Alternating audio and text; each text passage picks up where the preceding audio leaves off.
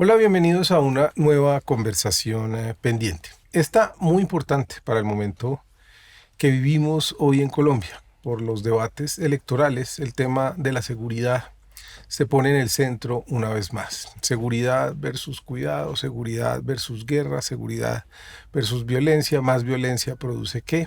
En fin, una serie de temas, indicadores, cifras que a veces los colombianos y colombianas terminamos agobiados por no saber qué quiere decir que sube, que baja, y no entendemos la dinámica de la violencia en el país. Hoy tengo el gusto de tener a la politóloga Daniela Gómez, ex viceministra de Defensa. Ahora me va a completar el de Defensa porque hay dos o tres viceministerios en el Ministerio de Defensa. Hola Daniela, gracias por estar aquí en Conversaciones Hola Juan Pendientes. David, gracias a ti por invitarme. Es el Viceministerio de Políticas de Seguridad y Defensa. Bueno, y es un tema que tú como politóloga llevas trabajando más de 15 años desde diversas organizaciones, medios de comunicación, ONGs, has hecho investigación sobre el tema de violencia y uno diría que cuando la izquierda llega al poder en Colombia y un ministro como Iván Velázquez, ex magistrado, defensor de derechos humanos, alguien fundamental para destapar todo lo que pasó en el uribismo en esos años aciagos, uno diría que hay un choque. Yo quiero empezar por ahí. ¿Cuál es? Y tú escribiste un tuit hace un par de días diciendo, si creemos que tenemos una segunda oportunidad, un segundo momento progresista, hay que empezar a entender que nuestro discurso sobre la seguridad necesita cada vez perfeccionarse y admitir que tenemos algunos vacíos que creo que estás aquí para ayudarnos a comprender. Así es, Juan David. Pues digamos que el péndulo del discurso, sobre todo electoral o de política pública, en el país frente a la seguridad se ha dividido entre dos extremos, que es seguridad o paz. Pero resulta que dentro de la seguridad hay mucha complejidad. Es decir, tú tendrías muchos caminos para recorrer en seguridad. Pero nosotros hemos tenido una sola fórmula que nos ha vendido realmente como los partidos tradicionales, la derecha no solo colombiana, mundial, que son unas fórmulas ya conocidas, ¿no? Aspersión aérea, bombardeos a grupos o a crimen organizado, capturas masivas, una ofensiva militar muy fuerte. Pero esa no es la opción, tampoco es la opción de la izquierda. Entonces, digamos que desde la izquierda, a la izquierda se le asocia fácilmente a redistribución, a gratuidad en educación, a gratuidad en salud. Pero no, la gente y la propia izquierda no tiene una idea colectiva, unos marcos mentales compartidos sobre cuál sería una política de seguridad que caracterice a la izquierda, que sea asociada a la izquierda. Y allí entonces entra, por ejemplo, el término de seguridad humana, que aunque no viene de la izquierda, viene realmente pues, de los organismos internacionales, el PNUD, la ONU, recoge gran parte, digamos, de ese centro que ha sido para la izquierda el ser humano, ¿no? Y su protección. Entonces la seguridad humana parte de ese principio, de la protección, y es muy coherente, digamos, con la evidencia que existe actualmente y que se ha construido en el siglo XXI particularmente sobre qué es eficiente y cómo funciona el conflicto armado y el crimen organizado. Entonces, digamos que tradicionalmente se ha entendido al conflicto armado y al crimen organizado como un problema de una diada, en el que yo gano la guerra o le gano al crimen cuando ataco al enemigo, al grupo armado organizado, a la mafia, etcétera. Pero eso no es real. La realidad es que el conflicto armado y el crimen organizado son una triada. Es decir, el balance relativo de poder entre las fuerzas militares, la policía y estos grupos no depende de cuántas armas o cuántas acciones armadas hagan en contra el uno del otro, sino que pasa por el control de la población civil. Y por eso Mao Zedong, por ejemplo, cuando escribe los manuales de guerra de guerrillas, él dice que la población civil es como el agua al pez.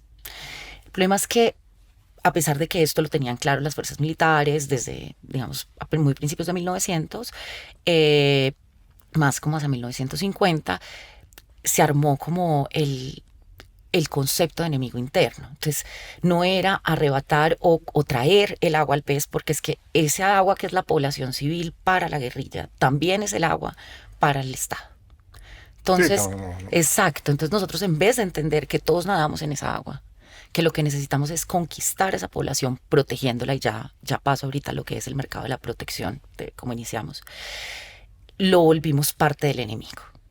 esa población en la que se movían las guerrillas o en las que se movían los paramilitares o en la que se movían los grupos criminales, se mueven, lo volvimos como dentro de la doctrina enemigos.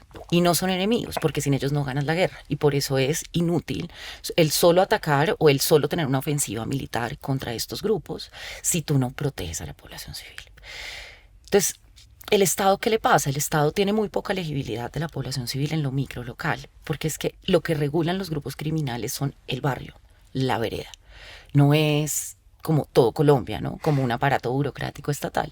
Nosotros nos cuesta mucho llegar ahí y por eso ellos nos ganan. Entonces te voy a poner un ejemplo de por qué es tan complicado disputar y tenemos que cambiar el foco, que además deberíamos apropiárnoslo desde la izquierda porque es más acorde con nuestro discurso que con cualquier otro discurso. La semana pasada ocurrieron unos hechos lamentables en Colombia, una serie de atentados terroristas en los que asesinaron 20 personas que iban en un bus. Estas personas eran provenientes de Cajibío. 2 días después, la disidencia de Mordisco llega a Cajibío a buscar a las familias, a ofrecer sumas millonarias para reparación. ¿Cuánto se demora el Estado en llegar a esas mismas familias y ofrecerles reparación digna?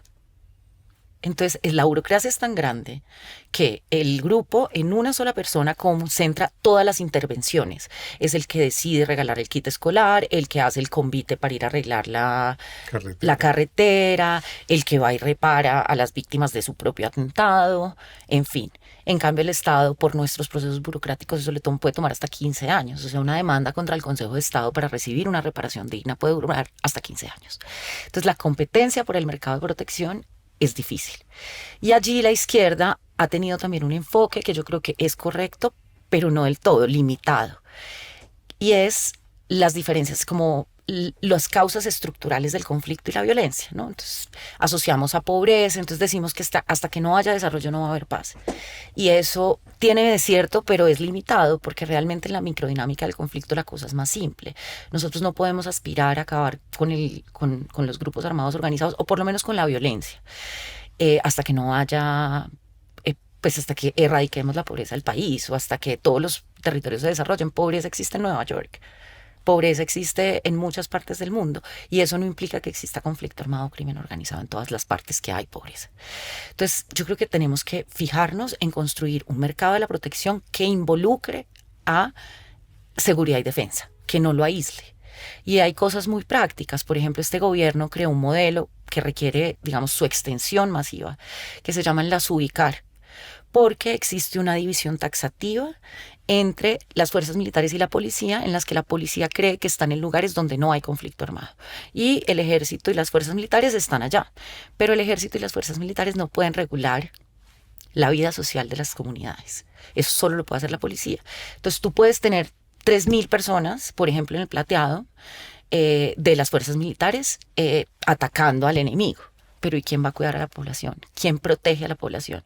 Y entonces, ¿con quién prefiere colaborar la población civil? Pues con el actor armado, que es el que tiene la legibilidad, saben dónde estudia y los cuida de su propia capacidad de daño, pero también del daño de terceros. Por ejemplo, que no los roben los narcotraficantes cuando van a comprar la hoja de coca, etcétera. Les ofrece todo un mercado de la protección del que nosotros nos hemos abstraído de manera consciente y decidida en todos los gobiernos de derecha. Entonces la izquierda debería adoptar ese discurso de gobernanza criminal que es completamente acorde con el concepto de seguridad humana, incluso está en su centro, y generar esos marcos compartidos. Yo creo que hoy hay muchos expertos dentro de la izquierda que lo hablan y lo hacen, pero no es suficiente que sean unos expertos que están en el Ministerio de Defensa o que trabajan eso. Así como nos asocian con redistribución, nos asocian con educación gratuita, nos tienen que asociar con una política de seguridad, porque si no, no vamos a lograr la integralidad que se requiere para en verdad ofrecer ese mercado de la protección. Porque la colaboración entre las personas en la izquierda para trabajar en seguridad es más difícil.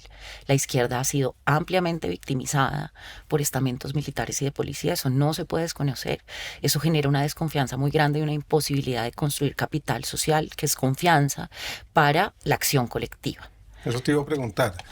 Después de 50 o 60 años de doctrina militar, alimentando la mentalidad de que aquí hay un enemigo interno, de que aquí hay una amenaza comunista en principio, después todavía seguimos en la misma lógica desde la derecha. el ministro Iván Velázquez y ustedes cuando llegaron iniciaron una transformación de la doctrina militar. ¿Qué quiere decir eso? Es decir, ¿cuál es el nuevo planteamiento?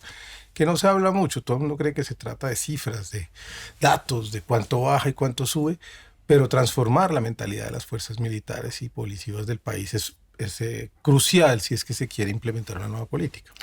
Esos son, digamos, nosotros iniciamos, por ejemplo, desde toda la Oficina de Derechos Humanos se hizo el cambio de la política de derechos humanos y de IH al interior de la fuerza. Se hizo también todo un tema de transformación en educación policial, en educación militar, pero estos son cambios que requieren muchos Exacto. años como transformación, porque ya es la transformación cultural y la transformación cultural implica el cambio social y el cambio social son procesos pues de largo aliento, 100 años, 50. Pero hay que iniciar por algún lado. ¿Por qué además? Porque el discurso anterior ya se está agotando. Y nosotros ya vivimos un proceso de cambio social. John Elster asegura que el único momento en que un ser humano en una sola generación puede ver un proceso de cambio social es cuando hay transición, ya sea de una dictadura a una democracia o de un conflicto armado a la paz. Entonces, en el 2016 nosotros hemos venido viendo un proceso de cambio social que, por ejemplo, yo estoy segura que incidió en el estallido social.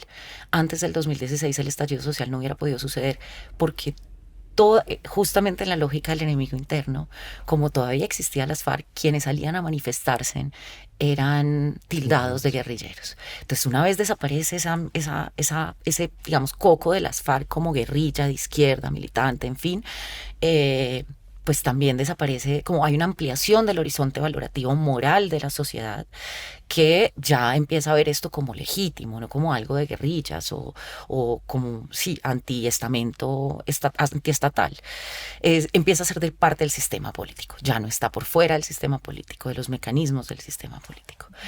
Entonces, allí se hicieron cambios importantes que igual se han visto muy limitados por la ausencia de un marco mental compartido, porque defensa no es suficiente para ofrecer un mercado de la protección. Entonces el Estado ha intentado realmente, también hay que decirlo, la integralidad de las políticas de seguridad no es un invento solamente de la izquierda, es realmente una cosa que se ha defendido incluso desde las mismas fuerzas, pero no han sabido materializarlo porque han estado atravesados por ese discurso de enemigo interno. Hay una idea ahí que yo creo que fue muy inteligente en el gobierno, es evidentemente producir esa transformación cultural dentro de una institucionalidad, pues con una historia tan profunda en nuestra vida política. Lo que dices tú, tiene que haber por lo menos una mirada de larga duración. Sin embargo, y no iba a empezar por ahí, pero esto me sirve, y yo creo que la decisión de dignificar a las fuerzas, de hacer una subida de salarios, ni siquiera escandalosa, era simplemente lo normal, no estamos hablando de regalar dinero, pasaron de 500.000 pesos a 2 millones de pesos, que es apenas Lo mismo. pues es el mínimo Sí, vital, ¿no? total. El cambiar el tema de la alimentación, es decir, las cosas básicas que uno diría, si la gente se siente reconocida, entonces entiende que hay un horizonte de sentido distinto. Juan, sí, aunque es tan poderoso el discurso que nos han vendido tantos años desde la derecha mundial, que aún con eso la gente no lo ve como suficiente. Me explico, eso no da Mm. para cambiar completamente la No, pero es cultura. un inicio. Sí, no, ni siquiera lo ven como necesario, ¿me Ujú. entiendes? Como yo creo que incluso a mí me parece un poco inmoral que a veces se nos diga que es que estamos aumentando mucho el gasto en defensa, pero todo se va en salarios, que tenaz, que deberíamos estar invirtiendo en armas, que además existe suficiente evidencia empírica de que el aumento, por ejemplo, de gasto en armas o en defensa no mejora la seguridad, como el aumento del pie de fuerza no mejora la seguridad, porque lo que necesitamos es ser más estratégicos, no tener mucha gente. O sea, digamos, tú no vas a poner nunca un policía o un militar cada metro, eso no tiene sentido. Lo que tiene sentido es ser estratégicos, tener diferentes estrategias. Entonces, la dignificación de la vida de los soldados, de los patrulleros, de los marinos, infantes de marina, en fin, era una cosa que era mínima, o sea, había había gente con desnutrición entre los soldados. Es decir, ¿cómo es esto posible? Y aún así hay un país político que no entiende eso como relevante, ¿no? Que cree que estamos debilitando, que dice de manera reiterada que estamos debilitando a la fuerza pública. Explícame cómo un soldado, un infante o un patrullero puede cumplir su labor teniendo niveles altos de desnutrición. Si Pues eso no es nadie. fortalecer a la fuerza pública, ¿qué es fortalecer a la fuerza Y que pública? decía, pocas veces hablamos de lo que ocurre dentro de la fuerza pública. Es como si eso fuera un cuerpo, de allá no se puede hablar. ¿Qué produjo eso en lo que tuviste? Obviamente con todas las complejidades, pero tú que estuviste casi 2 años en el viceministerio, ¿qué sentiste de esos hombres y mujeres que están dentro de la institución militar, lo que estaba produciendo esa señal? Mira, yo creo que en las bases ha generado pues mucha ilusión, ¿no? Es la primera vez y un camino de vida viable ahora para la gente. Ya el servicio militar no es casi que obligatorio, la gente quiere entrar porque la gente está buscando trabajo y les parece que eso es un trabajo digno, ¿cierto? Porque es que cuando uno tiene un bono de 300, 500 mil pesos, eso no es un trabajo digno. Hoy es un trabajo digno. Hoy ser parte, o por lo menos ser, digamos, soldado profesional o voluntario, pues es un trabajo digno. Entonces yo creo que hay un cambio, está empezando a haber un cambio de mentalidad. Creo también que era una cosa que me lo decían los generales de manera reiterada y los coroneles. Ellos estaban esperando muchos choques con la izquierda en la llegada y se sorprendían cuando trabajábamos realmente bien. Porque es que en la izquierda tampoco pues es que seamos unos locos, como yo digo, aunque no hay unos marcos mentales compartidos generalizados. Hay gente muy experta en la izquierda, en fuerzas militares, en seguridad, y una persona como Iván Velázquez, por ejemplo. Es decir, esta cultura de ver a la izquierda como si fueran, no sé, un leviatán, que no es, pues el leviatán era el otro lado. Se les cae un poco cuando, por ejemplo, llega un hombre como Iván Velázquez, pues que es un defensor real de derechos humanos. O sea, es real, es No de unos y de otros, humanos. exactamente humanos, Ujú. humanos. No es yo defiendo solamente exacto los que matan los paramilitares. Entonces, cuando ellos sienten que hay un hombre firme para evitar la violencia, para evitar la violación de derechos humanos, no solo por parte de ellos, sino de los grupos armados organizados, los grupos de crimen organizado, pues ellos se sorprenden con entender que también hay una opción de seguridad desde la izquierda, que como no es compartida públicamente, o pues es más difícil para ellos entenderlo. Entonces ese diálogo es súper necesario y sí está habiendo, digamos, también yo creo que un cambio de concepción. No obstante, hay que ser realistas, ¿no? La Hay unas resistencia, contrafuerzas. claro, hay mucha resistencia al interior, también frente a nuestras políticas. Yo te pongo un ejemplo. Yo parto de la idea de que, como decía, la policía debe regular la vida social de las comunidades donde hay conflicto armado. Y entonces eso implica una cosa, y es la policía no tiene las capacidades para enfrentar los grupos armados organizados, por eso han salido de esos territorios. ¿Qué debe pasar ahí? El ejército debe cuidar a la policía, debe cuidar a los fiscales, debe cuidar a los jueces, porque esa es su labor, la soberanía y el Estado. Entonces ellos cuidan del Estado para que el Estado pueda desplegar su mercado de la protección, sus estrategias de protección a la población civil y ganarle ese mercado a los ilegales. Pues resulta que existe una resistencia muy fuerte dentro de las fuerzas militares de cuidar a la policía. Ellos no sienten por qué tengo yo que hacer eso. Hay O sea, una, mi eh, trabajo es bombardear, mi trabajo es combatir, que sabemos que no es muy eficiente. y hay una especie de división histórica y además desprecio histórico entre Exacto, ambas fuerzas, lo cual yo creo total, que ustedes intentaron armonizar. Finalmente, digamos, de esta suerte de subsección sobre el bienestar, hay otra cosa que la gente no ha entendido y es algo que ustedes cambiaron, es transformaron también la carrera militar, que yo creo que es una señal muy grande, porque antes solo unos podían llegar a altos dignidades en el estamento militar y había la mayoría, digamos, estaban... ¿Por qué no tratas de explicar pedagógicamente claro cómo que fue sí. que se transformó esa carrera de ascenso, que yo creo que también es una señal muy clara de un cambio cultural Ujú. importante? Pues es curioso porque la gente piensa que uno entra como soldado y puede ascender. No. Es decir, tú tienes tres escuelas. Hay una escuela para soldados, hay una escuela para suboficiales y hay una escuela para oficiales. Entonces la de soldados era gratuita, ¿cierto? Que son la base. La de suboficiales costaba y la de suboficiales ya costaba mucha más plata. Entonces, pues claro, una persona humilde podía aspirar a ser soldado, muy, muy humilde. Una persona muy, muy humilde podía, de pronto, si se endeudaba, llegar a ser suboficial. Pero no podían entrar a ser oficiales porque esas son carreras, pues que tampoco va a decir, pues que son los Andes, medicina en los Andes, sí. O, Pero son pero eran costosas para la costosas gente. para la gente del común, o sea, realmente eran muy costosas. Entonces, este gobierno implantó por primera vez la gratuidad en la educación, que es un cambio un rompimiento de esa brecha para que todos puedan aspirar y los mejores lleguen a aspirar a ser oficiales, los de las mejores capacidades. Porque claro, pues tampoco hay cupo para que sean 3.000 generales o 1.000 generales. No, no podemos, o sea, no necesitamos más de 50 generales. Y eso es una realidad. Tenemos todavía pendiente, que es muy importante, el presidente lo dice de manera reiterada, eh, como generar unos criterios mucho más claros y meritorios para los ascensos, para esa pirámide. Porque como digo yo, digamos, ahorita hay un gran revuelo y eso se le está volteando a, creo que a los mismos militares, porque claro, cuando empezaron a sacar al inicio del gobierno los generales, que era importante porque, bueno, primero pues era una medida de confianza del gobierno, uno deja a la gente en la que confía porque es quien va a manejar, es como uno no deja a los ministros de Duque cuando pasó el gobierno de izquierda. Pero lo segundo también era una purga importante de personas que tenían cuestionamientos, procesos importantes abiertos con pruebas, digamos, contundentes. Y ellos empezaron a hacer una resistencia para poner el mito de que estábamos destruyendo las fuerzas militares por la salida de estos generales.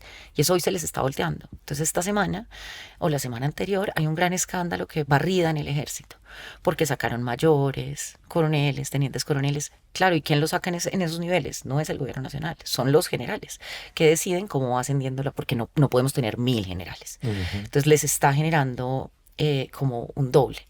La gente queda inconforme, mucha gente adentro, porque sí se mueve mucho por roscas. Es decir, el que protegido del general o de un coronel de alto rango, pues termina ascendiendo mucho más fácil que una persona que puede tener mucho más mérito, pero pues que no tiene protegido, no tiene quien lo proteja o quien lo apadrine. Entonces tenemos ese pendiente y es generar unos criterios mucho más claros para los ascensos, para que sea mucho más meritorio. Eso se intentó igual hacer en la policía y generó corrupción. Entonces digamos que hay que ver mucho también como los efectos colaterales que eso puede tener para controlarlos, etcétera. Tú has leído el fenómeno de la violencia en Colombia desde hace, insisto, más casi 20 años. Entonces te ocupaste de investigar el fenómeno paramilitar, después viste lo que empezó a ocurrir con el proceso de paz, con las FARC, asististe a la desmovilización de la mayoría de las FARC, con el rompimiento de algunas estructuras que son las que hoy están en algunos lugares del país. Y presenciaste, como lo dijiste ahora, la llegada de Duque, perdón, y la emergencia de todas estas estallidos sociales de jóvenes inconformes con la situación del país. ¿Cómo es tu lectura de ese país después del proceso de paz? Porque me parece que no lo hemos querido entender o no lo han querido explicitar quienes hacen hoy campaña desde las derechas. Y lo digo sin ninguna animadversión. Simplemente que a ellos no haber concebido que eso fue un proceso, les gustara o no que se firmó, un pacto que se firmó, no entendieron en lo que se transformó la violencia colombiana y siguen queriendo insistir en prometer dos bandos que ya no existen en el país y la gente sigue teniendo el fantasma de que aquí hay unas guerrillas y lo que hay son unas territorialidades muy distintas a lo que teníamos antes de 2016. Así es, en efecto, bueno, como yo lo decía, el proceso de paz con las FARC fue un cambio social. Y eso se vio, por ejemplo, también en el discurso moral de la gente. Recuerda que al inicio del proceso el uribismo decía la paz no. Después la baja de homicidios fue tan impresionante que pues era inmoral decir la paz no. Entonces después era la paz sí, pero no así. Entonces ellos, ¿por qué nos tienen que meter en eso? Porque es que ellos lo que ofrecen es esa mano dura frente a ese coco. Vende miedo, mete miedo y venderá seguridad. Pero esa seguridad puede ser esperanza, ¿no? Entonces hoy sí tenemos un país muy diferente realmente al que teníamos antes del 2016. Tenemos unos grupos que no tienen el objetivo de tomar el poder por las armas, no quieren llegar a Bogotá como lo tenían las FARC en su momento. Tenemos unos objetivos mucho más territoriales y depredatorios, ¿no? De explotar economías ilícitas, que eso implica el control de población civil, la gobernanza criminal, no hay de otra forma.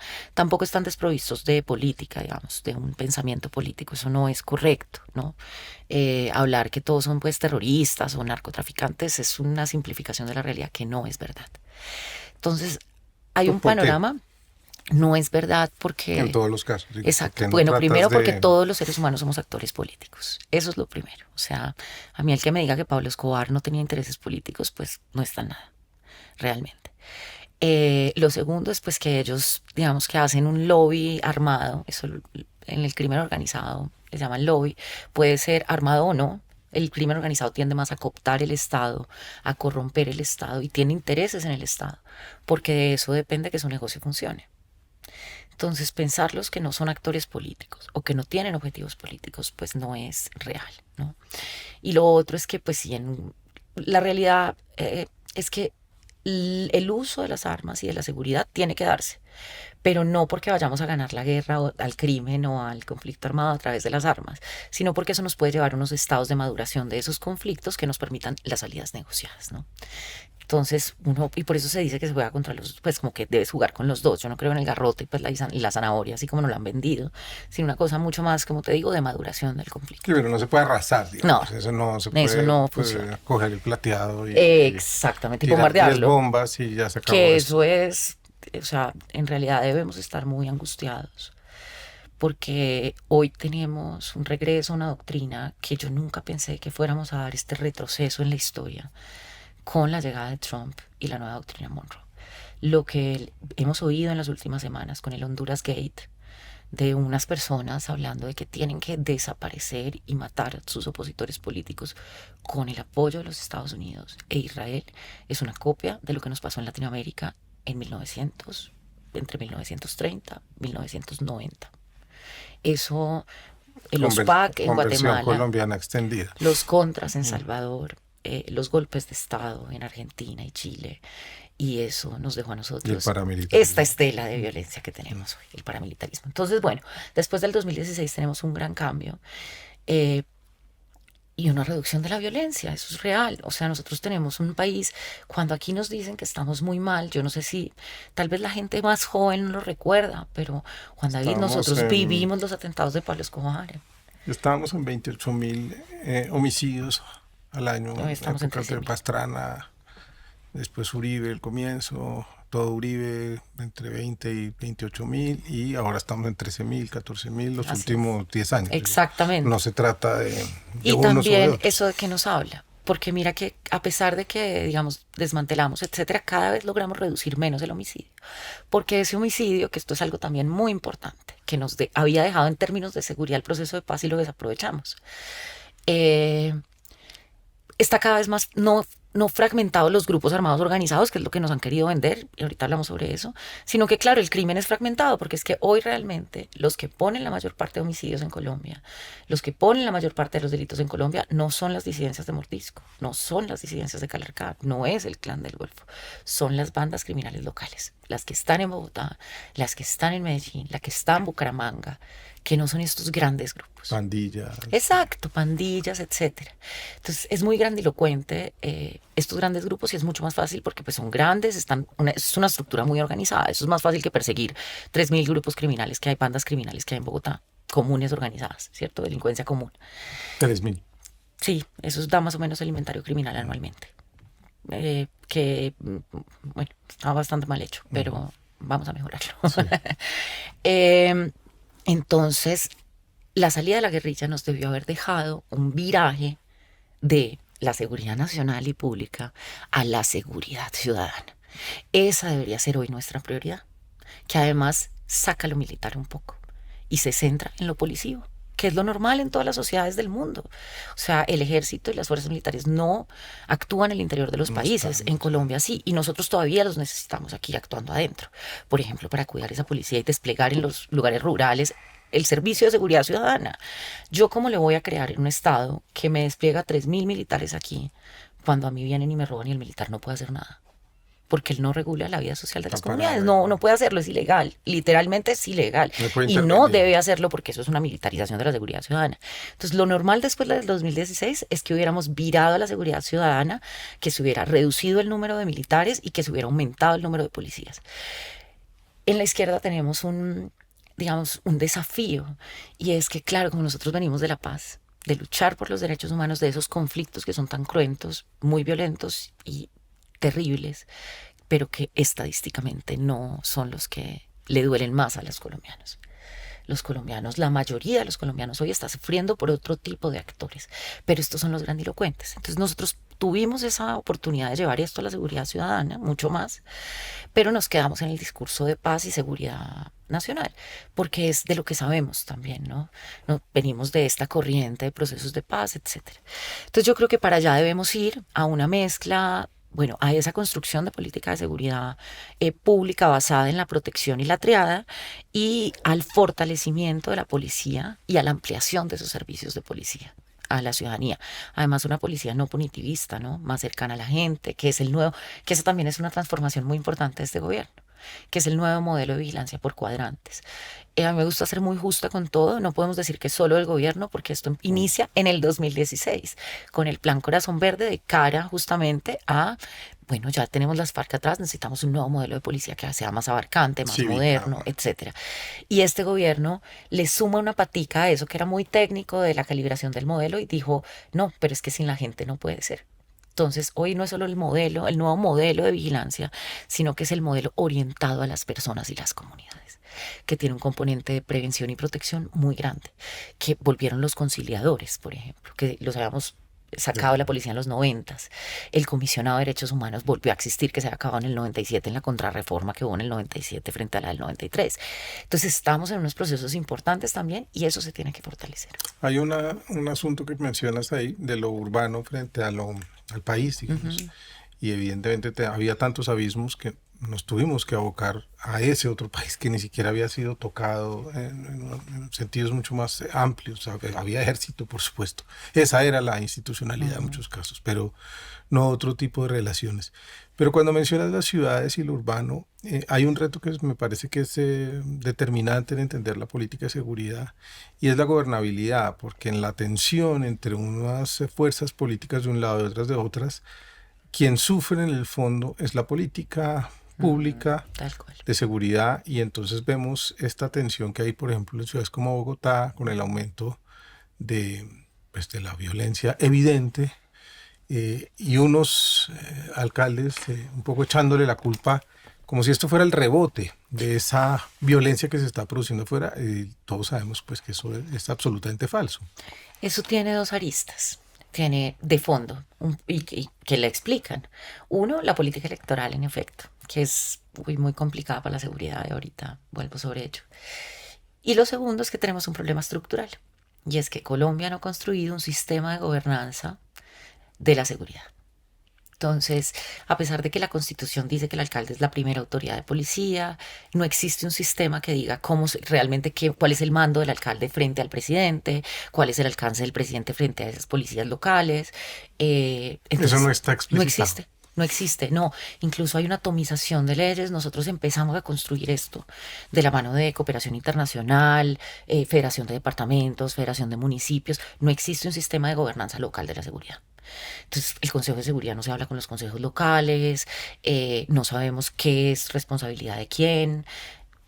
Entonces, por eso es que tú a veces ves estas discusiones del alcalde Galán diciéndole eso es su problema y el presidente diciendo no, eso es problema suyo. O sea, esto no me toca a mí.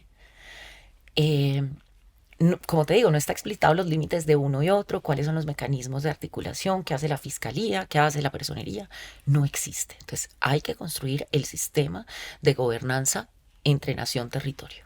Eso es fundamental. Pero además esto está atravesado, ahora sí vuelvo, sobre la política electoral.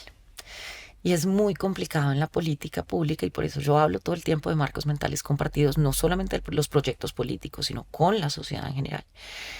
Porque lo que le genera a la gente percepción de seguridad no es lo que genera seguridad real. Por ejemplo. Pongo un ejemplo. Está probado que prohibir el parrillero con moto en las ciudades no es una medida que mejore la seguridad.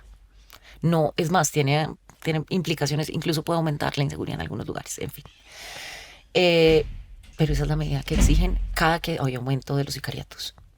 Y entonces, si tú sales y dices eso, es maravilloso. Si tú sales y hablas de las ubicar y de la protección y demás, eso es como que la gente siente que tú no estás haciendo nada. No estás haciendo nada. Tú tienes que ir a decir que vas a mandar 20 tanquetas. Pero yo te pregunto, Juan David, ¿uno se siente seguro cuando ve 20 militares en la calle con armas largas y unas tanquetas? No, yo siento que estoy en guerra. Yo no me siento más seguro. Pero es lo que la gente cree, digamos, por percepción, que mejora la seguridad. Entonces hay que empezar a complejizar el discurso, porque si no nos vemos en la obligación de adoptar estas medidas para no perder elecciones. Y en estos discursos de usted debilitó porque usted no está bombardeando. ¿Quién te dijo que bombardear mejora la seguridad?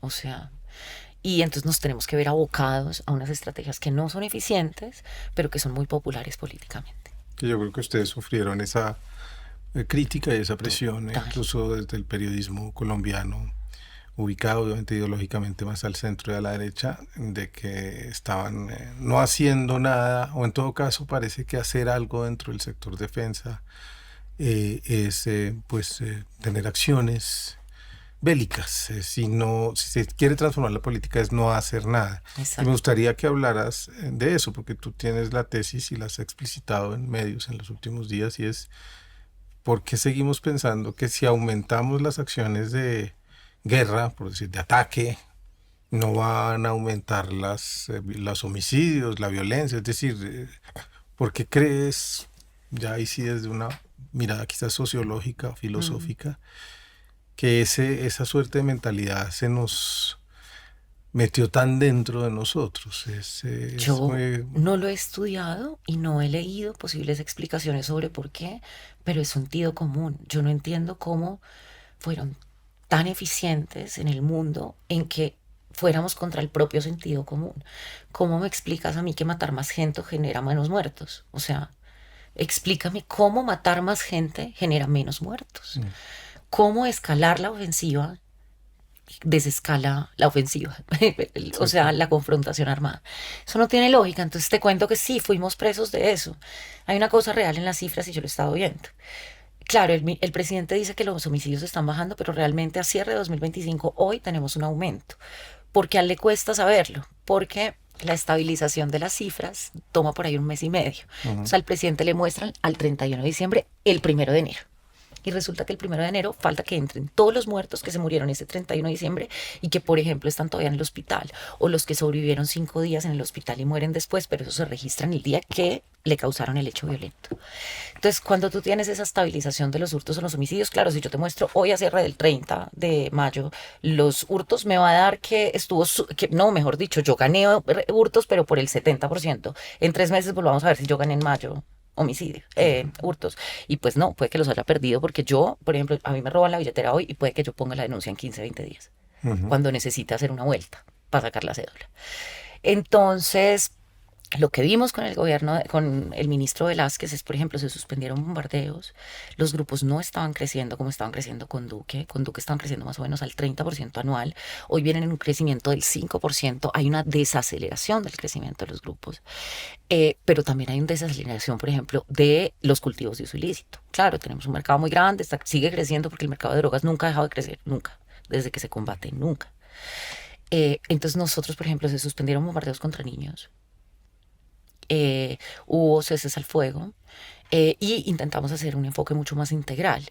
Y esto que trajo una reducción baja, digamos, muy modesta, quisiéramos que fuera mucho más alta, del 2%, eh, pero una reducción de la violencia.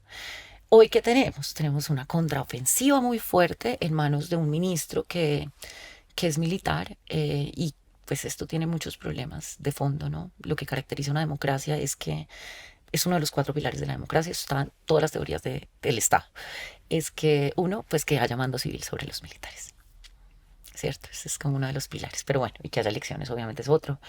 El caso es que hubo una contraofensiva muy fuerte y hoy que tenemos pues un aumento de las acciones terroristas, un aumento de los combates, un aumento de los muertos y heridos de la fuerza pública y un aumento muy leve, no voy a decir que es grave ni dramático, muy leve del homicidio.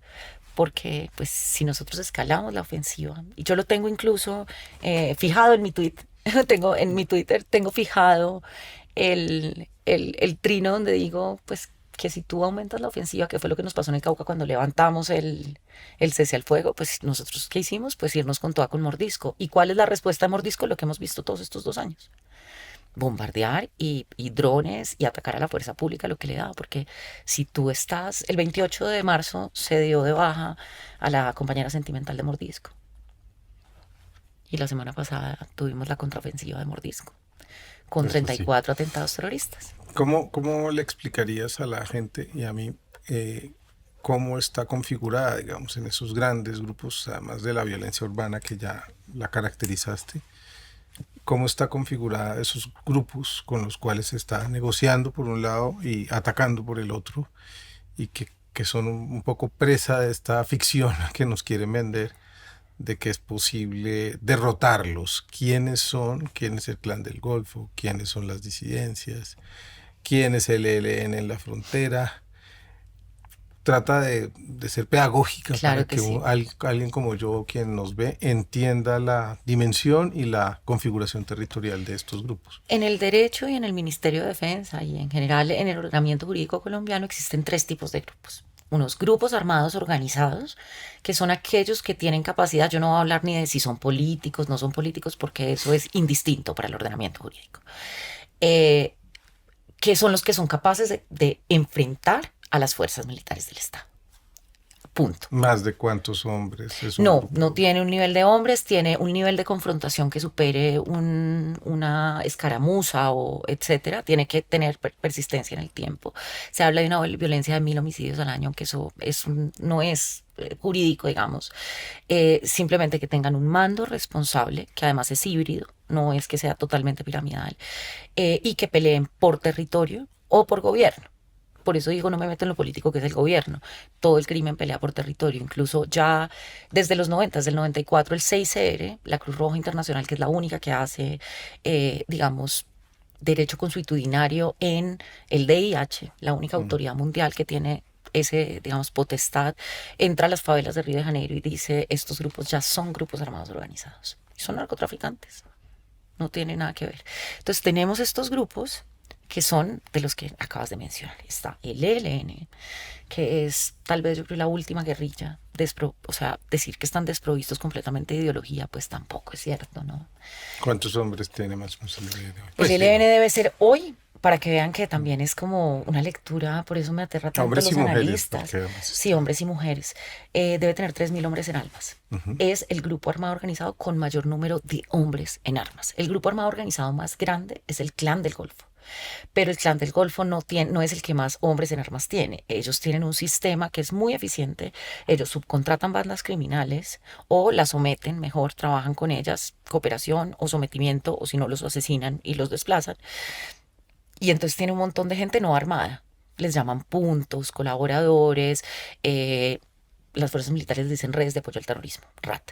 Entonces, cuando tú ves esas cifras que filtran todos los años las fuerzas militares de la CAM, de la apreciación de capacidades críticas de la amenaza, que además, curiosamente, se filtran mucho en el último gobierno, antes no tanto, eh, en nuestro gobierno. Eh, entonces, ellos funcionan un poco diferente al ELN, ¿cierto? Pero el ELN hoy es la que más hombres en armas tiene. Tenemos también unas disidencias de las FARC que ahora también hay un relato de que este aumento de la violencia es porque la paz total las fraccionó. Pues resulta que antes de la llegada del gobierno, disidencias eran 26. Creo que un 26. poco más de 26, 26. sí. Había una en Ituango, otra del sur de Córdoba, otra en Catatumbo, otra en el norte del Cauca, otra en la Bota Caucana, otra en Putumayo, el Frente Primero en Guaviare, Bichada, en fin. Teníamos múltiples disidencias de las FARC y el proceso de paz un poco lo que hace es decirles, pues yo no puedo negociar con 26 mesas. Es decir, armemos una mesa de disidencias.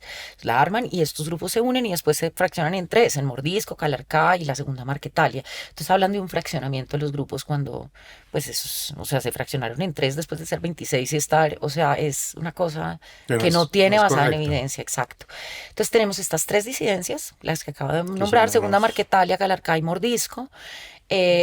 Bueno, y cuatro realmente. Y la de Putumayo, Comandos de Frontera, el Ejército Bolivariano, se llaman, se autodenominan, el Clan del Golfo y el ELN. Esos son nuestros grupos armados organizados que tienen capacidad de combatir a las fuerzas militares. Y tienen características diversas. El ELN, por ejemplo, desde los 90 dijo, a mí no me interesa la toma del poder político nacional, a mí me interesa la toma del poder político local, Territorial. territorial.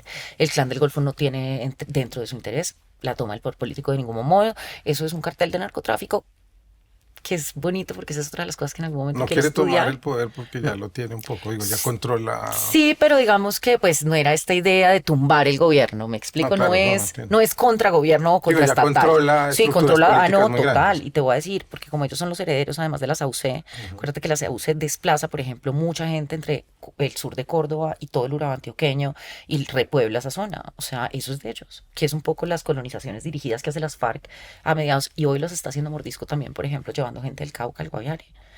Eso es una cosa súper eficiente. Entonces, pues el control es absoluto, pero no es de hoy, ¿no? O Es sea, histórico. es histórico.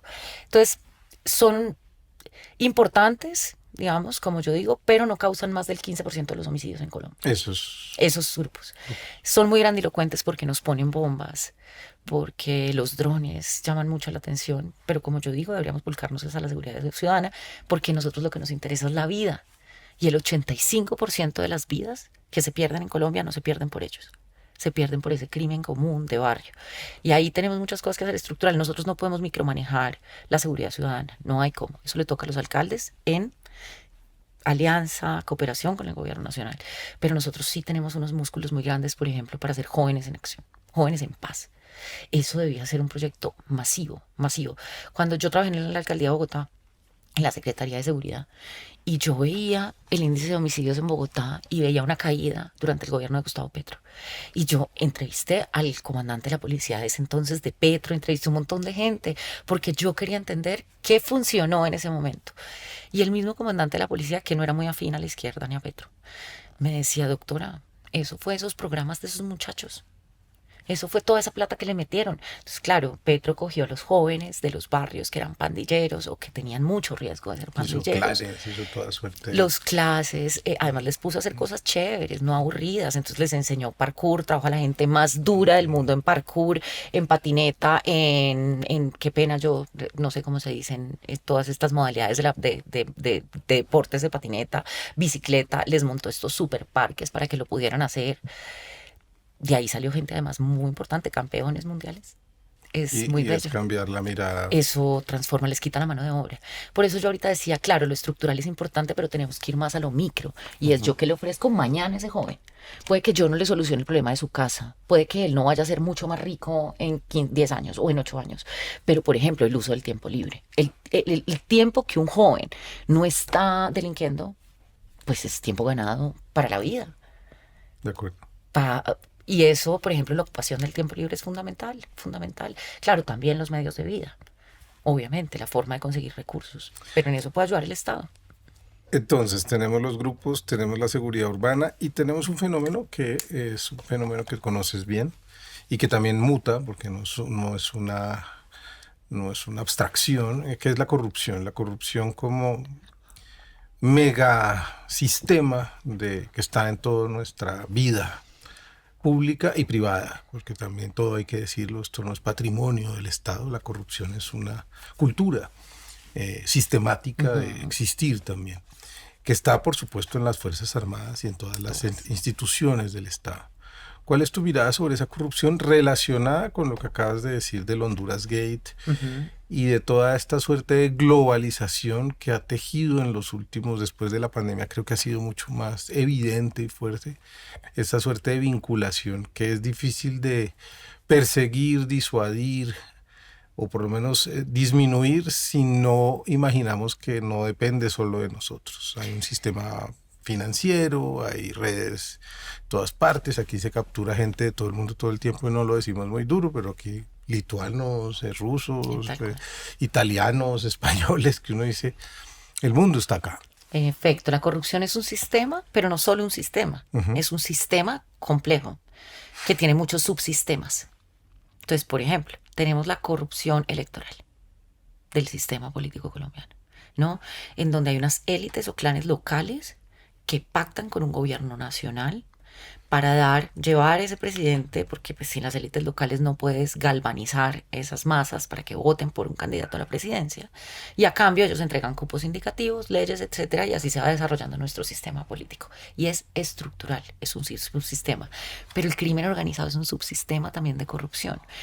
No existe crimen organizado sin corrupción, porque ¿por qué? Pues porque si no hay el vínculo entre lo legal y lo ilegal, ¿para qué me sirve ser criminal organizado si yo no puedo legalizar mi plata? Yo necesito legalizar los recursos porque si no, ¿yo para qué los gano? O sea, si yo no puedo meterlos al sistema legal, no tiene sentido. Exactamente. Entonces, que también es algo que debemos hablar, y es la domesticación de la violencia. Es decir, los mercados no se van a acabar. Ellos, ¿por qué? Porque ellos no tienden, los mercados no se van a acabar y el crimen organizado no tiende a ser violento. Todo lo contrario, la violencia es la última ratio dentro del crimen organizado, que es la diferencia con los grupos armados organizados, que combaten el Estado. Al narco no le interesa, a Pitufo no le interesa ir a matar ni a Petro ni a los policías que están en Buenaventura. ¿El que prefiere Pitufo? Pues pagarles. Hacerlos parte de su equipo. Hacerlos parte de su equipo, no, ni siquiera porque hay una corrupción que es la de una vez, hay la captura que ya es cuando los hago parte de mi equipo y hay la, bueno, no, hay la cooptación que es cuando los hago parte de mi equipo y ya la captura del Estado que es cuando yo ya rehago las leyes para que lo que yo hago se vuelva legal, ¿cierto? Para que funcione mi negocio. Desde ya alto, o sea, desde la estructura, normas y reglas. Entonces la corrupción y el crimen organizado son indisolubles, indisolubles. No hay crimen organizado sin corrupción. Es imposible. Y eso hay que, y tampoco hay superación de la violencia sin eso, porque pues no puedes combatir el crimen sin eso. Pero ahí voy yo también a otra cosa importante. Y es claro, es muy importante, digamos, enfocarnos en quienes acumulan recursos. No obstante, yo creo que, mira que Estados Unidos, Inglaterra, etcétera, ellos a nosotros nos venden unas estrategias contra el crimen muy agresivas, pero en su propio territorio. En Estados Unidos, donde las mafias son más grandes que las colombianas y manejan mucha más plata, el mercado criminal en Estados Unidos es mucho más grande que el mercado criminal colombiano. Eso hay que tenerlo claro. El problema es que es menos violento. ¿Por qué? Porque el servicio de policía en Estados Unidos se focaliza en los hotspots. Es decir, donde hay violencia, ellos focalizan toda su acción, más que ir a buscar a los lavadores que no generan violencia, más que ir a buscar a otros, porque el mercado no lo vamos a acabar, Juan David. Hasta que el mercado no se legalice, la violencia y los mercados, la violencia se usa para regular el mercado, asegurar derechos de propiedad. Eso no se va a acabar. Entonces, ¿qué tenemos que tender? Yo sé que a veces a mucha gente le suena inmoral y que esto en política pública no se debe decir tampoco, porque puede generar incentivos perversos. Pero lo que tenemos que volver el crimen, o sea, claro, tenemos que intentar disminuir ese mercado, pero al mismo tiempo nuestro principal objetivo debe ser volverlo menos violento y llevarlo y evitar también que, pues digamos, trabajar al interior para que esa captura, cooptación y corrupción sea en sus mínimos niveles, ¿cierto? Institucionalmente, ¿cómo ves esa posibilidad de crear un sistema nacional de corrupción, anticorrupción, como propone Iván Cepeda, pensando en la articulación de fiscalía, de las diversas áreas del ministerio que hacen inteligencia, en fin, de todas las instituciones que se ocupan de la seguridad en Colombia para hacer un gran sistema anticorrupción ante un sistema tan complejo como el que estás dibujando? Creo que el Estado es igual, un sistema igual de complejo que la corrupción. Entonces, sin duda, esa es la respuesta. No puede haber otra respuesta que no sea crear un sistema contra la corrupción. Pero ahí vuelvo otra vez sobre lo mismo de ahorita de las microdinámicas y lo que hablamos es estructural muy grueso. Todas las ideas son muy chéveres, pero necesitamos que ahí dentro de ese equipo que está planeando eso, el sistema, haya gente, por ejemplo, que ha trabajado en la fiscalía y sepa cuál es la resolución que hay que cambiar, cuál es el proyecto de ley, porque si no, no lo vamos a hacer real. Eso uno. Y dos, necesitamos, que en eso yo creo que Iván es un gran candidato.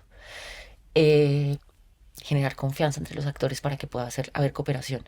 Mira que el crimen organizado muy fácilmente coopera. Las redes transnacionales de droga, aun cuando no hay un Estado o institución que regule derechos de propiedad. O sea, yo sé que no hay una corte a la que yo pueda ir para, si tú me robas mi cargamento, que te mandé a Bruselas, ¿cierto? Y yo a ti te he visto 2 veces en la vida. Pero ellos sí cooperan y es súper y se mandan esto y confían, en fin, pues es lealtad o violencia, obviamente, la manera de asegurar esos derechos de propiedad.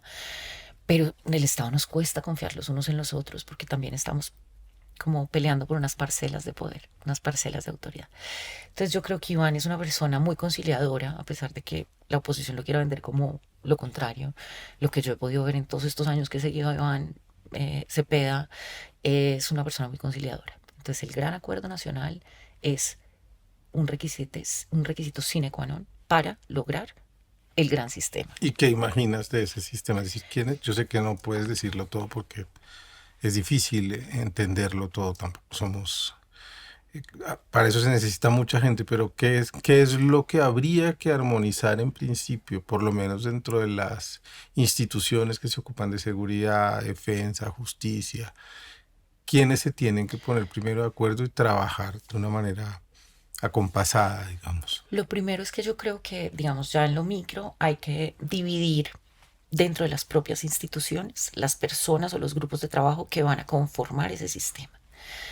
¿Por qué? Porque nosotros tenemos unas interdependencias muy fuertes, por ejemplo, entre la Fiscalía y las fuerzas militares y la policía. Para que la Fiscalía pueda llevar a cabo su misión, necesita la colaboración de las fuerzas militares. Entonces, un fiscal local de Cauca, por ejemplo, no va a denunciar al comandante de la tercera división, aunque sepa que está metido en corrupción o cooptación de los grupos, porque si no, él no puede hacer sus capturas, no puede hacer sus operativos contra minería ilícita, contra las estaciones de servicio ilegales. Entonces, eso es una relación de mucho cuidado. Entonces tú tendrías primero que conformar unos equipos que salgan de todo esto, que estén por fuera de esas lógicas institucionales jerárquicas donde se deben muchas lealtades y también se necesita esa cooperación, entonces pues tú no puedes ir atacando a todo el mundo. Y generar de esto, darles unas potestades en cada una de las entidades, tiene que estar la Fiscalía, tiene que estar la rama judicial, Consejo Superior de la Judicatura, que es difícil, ¿no? Porque ellos tienen bastante autonomía cada uno de los jueces y está bien, así debe ser. Debe estar la UIAF, las inteligencias, debe estar fundamental DIAN, SAE, como muchas instituciones, eh, y los gobiernos locales también, pero además, digamos, eso tiene que tener cuidado, porque la capacidad que tiene un actor armado de cooptar un gobierno local es mucho más alta, ¿no? Y pues dime cómo se defiende el alcalde de Morales. Y yo diría que a la mesa le sumaría cultura. Y No, lo es digo absolutamente fundamental, en serio, porque fundamental. si tú no tienes Ay, sí, un discurso que pegue todo eso y que cree confianza y que cree esperanza y que de alguna manera nos diga, oiga, es que esto es, también depende de nosotros y apelemos a la cultura profunda de lo que somos, no va a tener éxito. Y le sumaría educación también, totalmente de porque si acuerdo. tú no tienes a los niños y a los jóvenes del país entendiendo que hay una posibilidad distinta y el único destino no es entrar en el sistema complejo de la corrupción que está en sus barrios, que está en la puerta de su colegio, mejor dicho. Que yo creo que es una cosa que tratamos de hacer y la celebro y quiero contarla además, porque también creo que aquí se transformaron relaciones históricas que no existían. Yo lo digo primero por mí, porque trabajé con la Armada de una manera espectacular y uso el término que no lo uso mucho, pero fue así comprobar que la Armada había estado un poco ninguneada, por ejemplo, todo el tema del galeón, y había estado cuidando con sus capacidades silenciosamente mientras otros se lucían, y acá se le dio la opción a la Armada de que, como le dije yo a los Total. almirantes, nosotros los seguimos a ustedes, tenemos las capacidades técnicas, el discurso, pero díganos cómo es esto, porque nosotros no podemos dirigir. Total. Y creo que tú no estuviste en ese consejo, pero fue un almirante el que convenció al presidente de que Colombia, no teníamos que darle esto a una Exacto, empresa nadie extranjera, Colombia tenía las podía, capacidades. y eso creo que fue un gran mensaje, ese trabajo con la Armada. Pero hay otro tipo de relaciones, insisto, la policía misma, hicimos becas para que músicos pudieran ir a No, formarse en las bandas de la policía, no, o sea, ustedes entraron con nosotros al plateado, tú no fuimos sabes a la platear. importancia de los talleres que nos ofrecía Cultura, por ejemplo, en el que le enseñábamos video a los niños y a los jóvenes, no sé si recuerdas, Ujú. eh, la música, es decir, y lo que hablábamos ahorita, por ejemplo, de esa socialización de normas y reglas que nos permitan cooperar, no es posible sin la educación y la cultura. Ese es el centro de eso. Paulo Freire dice que la resolución de conflictos no puede pasar por reconciliar al esclavo con el esclavista, sino en abolir la esclavitud, pero desde la educación y la cultura. Porque esto es moral, es cultural, es simbólico. O sea, las violencias pasan por todo y la transformación de las instituciones. Es más, yo creo que es mucho más importante porque la gente le apuesta, yo creo, menos a esas medidas que sienten que son más blandas, que no lo son, porque son de largo plazo, Claro. porque toman tiempo. Y a los seres humanos no nos gusta lo que toma tiempo, nos gusta lo inmediato, mucho más en la cultura actual, que estamos en la cultura de la inmediatez. Ya los niños y los jóvenes no son capaces de ver una película entera. No pueden retener la atención más de 2 horas. Ahora, hacer planes a 15 años, pero eso es lo que se necesita, Y nos sin gusta duda. más ver la paja en el ojo ajeno y no la Así viga en es. el propio. Yo creo que aquí se ordenaron muchas casas, eso se va a ir viendo. Se intentó hacer una pequeño orden institucional Así es. distinto y unas relaciones distintas, aunque hay mucho, por supuesto, por superar. Yo quiero darte las gracias porque has sido muy pedagógica. Yo no quería hacer una conversación de cifras y de cuántas hectáreas porque creo que si no entendemos estos temas de otra manera y no hablamos de estos temas de otra manera, no los vamos a entender y nos van a someter cada cierto tiempo a pensar que es un problema de eliminar o erradicar hectáreas y que nos muestren unas cifras que no logramos entender. Así que Daniela, gracias por tu trabajo, por tu inteligencia y ojalá obviamente sigas pensando y actuando en estos temas que creo que son fundamentales para un proyecto progresista en el país. Gracias a ti, Juan David. No, la invitación es a que lo pensemos de manera conjunta. De nada sirve que unos expertos estemos por allá en el ostracismo pensándolo. Necesitamos llevarlo a las plazas, a las calles, a teatro. Necesitamos llevarlo a todas partes esta discusión. Vamos hacia una seguridad humana, vamos hacia un nuevo tejido social que nos reivindique, no solamente como seres violentos, sino como seres que somos capaces de cuidarnos los unos a los otros. Nos vemos en la próxima conversación pendiente, no para tener la razón, pero sí para llenarnos de razones. Y contribuyan a la VACI, todavía quedan unos días. Unos pesitos nos sirven. Chao, chao.